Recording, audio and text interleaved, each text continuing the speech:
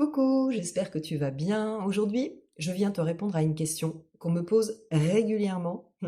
Et cette question c'est, mais ça veut dire quoi Ainivia? Ainivia, c'est le nom de mon site, c'est le nom qui, associé à un autre terme, désigne la plupart de mes accompagnements.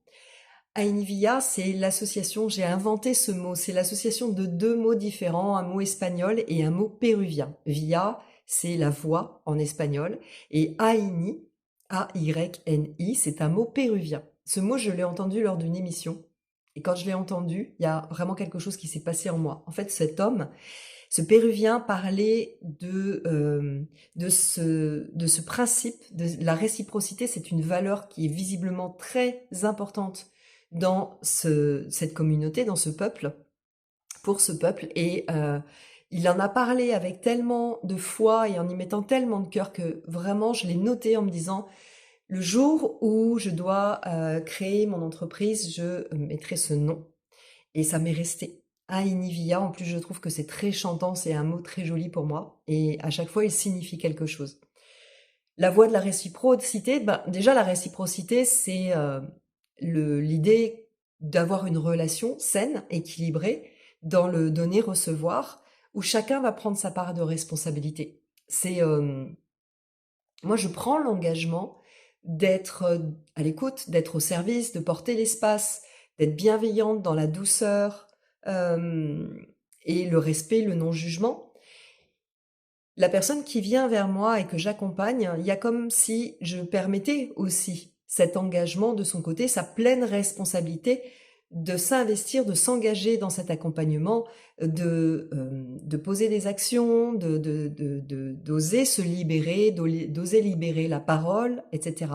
Et finalement, je peux extrapoler la voie VOIE comme le chemin de la réciprocité, mais c'est aussi la voie VOIX, puisque c'est la médecine des mots, on échange, il y a des mots qui sont posés, il y a des mots qui sont entendus.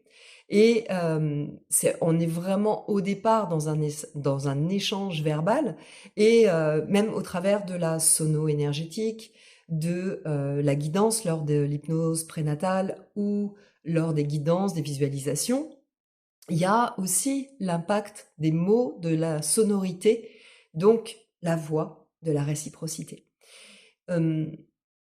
Alors, pour moi, cette voie de la réciprocité, elle se joue évidemment dans la relation entre les personnes que j'accompagne et moi, entre toi et moi. Elle se joue même au-delà.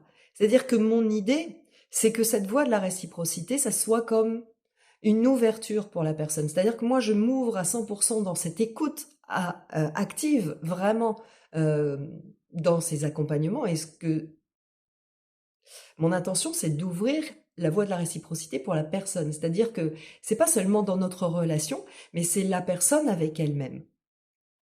Et j'invite souvent les personnes à se remémorer toutes les fois où elles donnent beaucoup à l'extérieur, à leurs amis, à leur famille, à leurs enfants.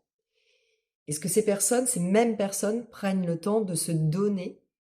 Est-ce qu'elles acceptent de recevoir? Est-ce qu'elles sont dans l'accueil?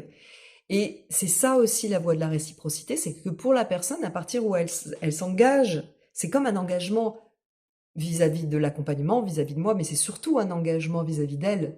C'est-à-dire qu'à partir de là, comment je vais être en relation avec moi en tant qu'accompagnée. Et c'est aussi la pratique de l'autocompassion. C'est un peu, je fais un peu le parallèle avec la manifestation, avec la loi de l'attraction, c'est-à-dire que quand on est dans l'attente que ça vienne toujours de l'extérieur, que la solution vienne de l'extérieur, que l'amour, que l'attention vienne de l'extérieur, bah, on va forcément être déçu.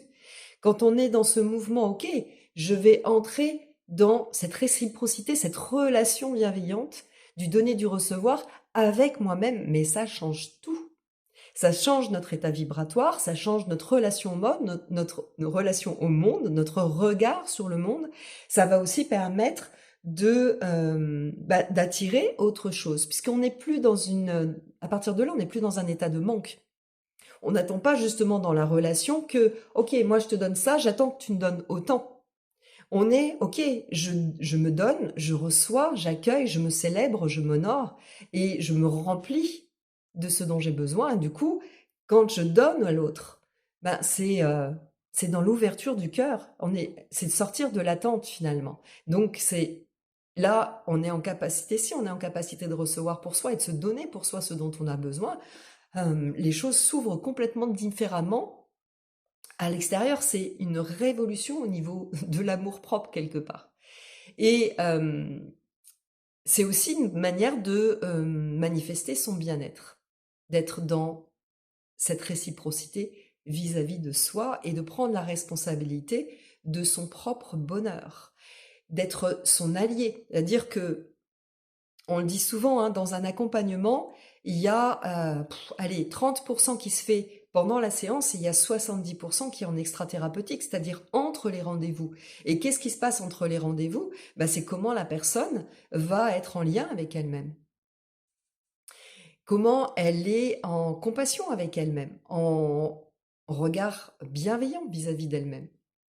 Et c'est, je pense vraiment en comprenant ce principe de l'Aïnivia, la voie de la réciprocité, que on peut intégrer ce concept dans son quotidien. Ça a été un chemin pour moi, c'est un chemin quotidien, parce que moi aussi, je me fais accompagner et je suis coachée et je dois aussi parfois me rediriger et revenir en lien de réciprocité avec moi, parce que si je me donne de l'amour, je vais encore plus être en capacité d'en donner. Voilà, j'espère que ça aura éclairé le questionnement sur mais qu'est-ce que ça veut dire que ce mot? En tout cas, je serais vraiment heureuse d'entendre ton retour par rapport à ça, comment ça vibre pour toi, qu'est-ce que tu en penses de cette voie de la réciprocité? Est-ce que ça t'appelle? N'hésite pas à me faire des commentaires et à très bientôt. Je t'embrasse.